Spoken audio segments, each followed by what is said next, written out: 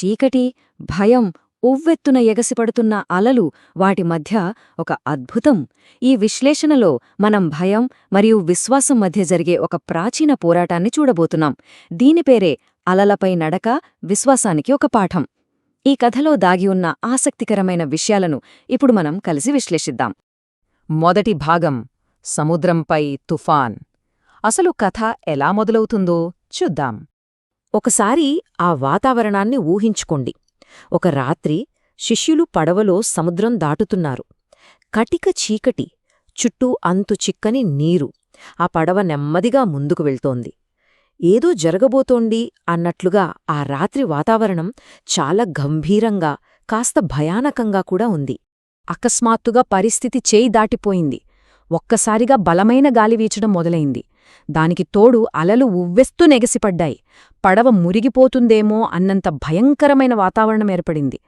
ప్రశాంతంగా మొదలైన ప్రయాణం క్షణాల్లో ప్రాణాపాయంలో పడిపోయింది. సరే, ఇప్పుడు ఈ కథలో రెండవ భాగం, నీటిపై నడక. ఇక్కడే అసలైన అద్భుతం జరుగుతుంది. ఆ భయంకరమైన తుఫాను మధ్యలో యేసు నీటిమీద నడుచుకుంటూ వారి దగ్గరకు వచ్చాడు. వినడానికి ఆశ్చర్యంగా ఉంది కదూ! ఒకవైపు బీభత్సం సృష్టిస్తున్న తుఫాను, మరోవైపు రాకాసే అలలు.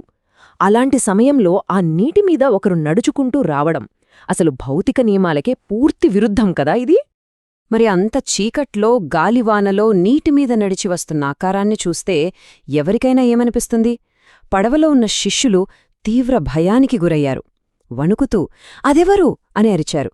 మూలకథలో కూడా వాళ్లు ఎంతలా భయపడ్డారో చాలా స్పష్టంగా చెప్పారు. దెయ్యమనుకున్నారేమో పాపం.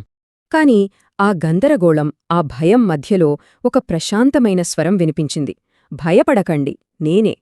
ఒక్కసారిగా ఆ మాటలు వారికి ఎంత ఊరటనిచ్చాయో. భయంతో ఉనికిపోతున్న వాళ్లకి ఈ భరోసా కొండంత ధైర్యాన్నిచ్చింది. ఇప్పుడు మూడవ భాగానికి వెళ్దాం. పేతురు సాహసం.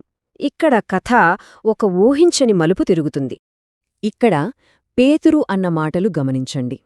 ప్రభువా, నిజంగా మీరైతే నన్ను కూడా నీటిమీద నడవమని చెప్పండి. ఎంతటి సాహసమిది!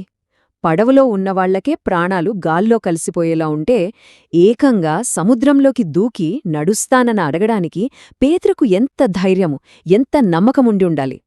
దానికి యేసు అన్నది ఒకే ఒక్క మాట, రా, అంతే.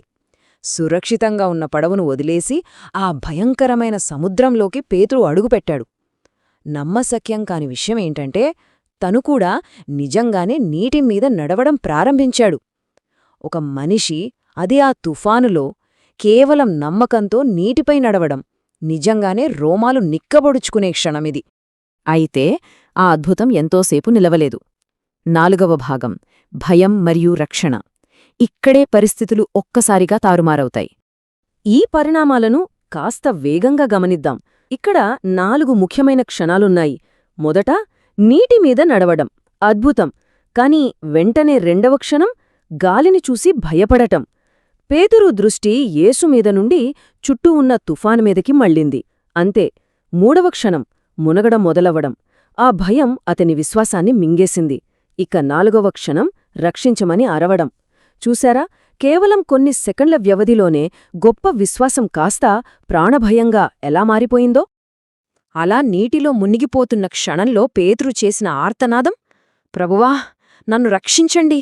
తన బలం, తన ధైర్యం అన్నీ వదిలేసి పూర్తి నిస్సహాయ స్థితిలో ప్రాణాల కోసం చేసిన అత్యంత హృదయవిదారకమైన పిలుపది. భయానికి, దైవ రక్షణకు మధ్య ఉన్న తేడాను ఈ దృశ్యం అద్భుతంగా చూపిస్తోంది కదూ.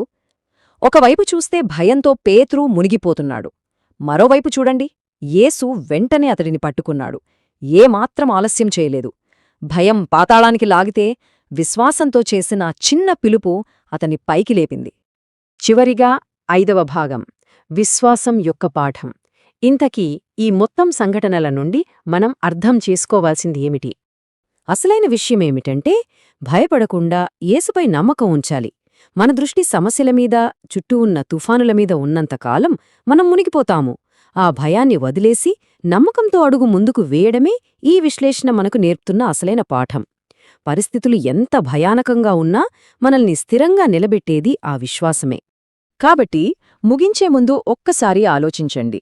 జీవితంలో ఎదురయ్యే తుఫానులలో ఆ భయాన్ని జయించేది ఏది? మనల్ని స్థిరంగా నిలబెట్టేది కేవలం భయపడుతూ ఉండిపోవడమా, లేక కష్టాలను దాటి దృఢమైన విశ్వాసంతో ముందుకు వేసే అడుగా? ఆలోచించాల్సిన విషయమే కదూ. ఈ లోతైన ప్రశ్నతోనే మన విశ్లేషణను ఇక్కడితో ముగిద్దాం.